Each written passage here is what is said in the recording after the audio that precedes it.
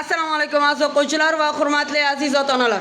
Birinchi B guruh o'quvchilarimizdan 2 kishi lider katta nomer 11 testimizdan matematika, tanqidiy fikrlash va muammoli masalalarni o'z ichiga olgan 20 ta savolimizdan 90% natijani qayd etib, g'oliblikni qo'lga kiritishdi. Bitta chiroyli olqishlab qolamiz.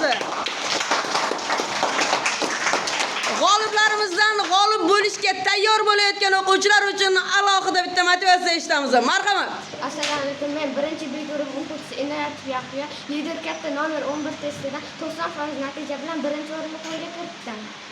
O'quvchilarga motivatsiya boshlash uchun mukammal bo'lish kerak emas, mukammal bo'lish uchun boshlash kerak. Va juda chiroyli motivatsiya, hech qanday izoh qo'shishga esa hojat yo'q. Haqiqatan ham boshlash uchun iminni nimadir kutish kerak emas, o'sha birinchi qadamni tashlash hamisha ham muhim hisoblanadi. Barakalla. Inoyatov Yahyo o'g'limiz, bitta chiroyli olqishlab qo'yamiz.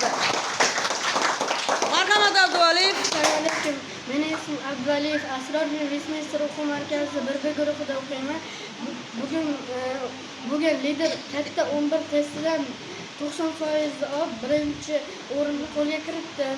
O'quvchilarga motivatsiya hozir uxlasangiz orzularingiz tushingizga kiradi. To'ppa-to'g'ri. Orzuni hamma inson qila oladi-yu, lekin shu orzuga yarasha harakatni hamma ham qilavermaydi. To'g'rimi?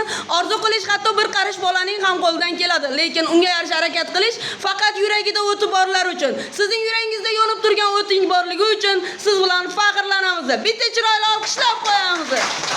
Barakalla. Yuragingizdagi bu cho'q, bu olov hech qachon o'chmasligini tilab qolamiz. Hayot yo'llaringiz hamisha yorug' bo'lib, yaqinlashib kelayotgan birinchi bosqichga ham, ikkinchi bosqichga ham omad tilab qolamiz. Sizdek shogirdimiz borligidan hamisha faxrlanamiz. Bitta olqishlang. Malatsi.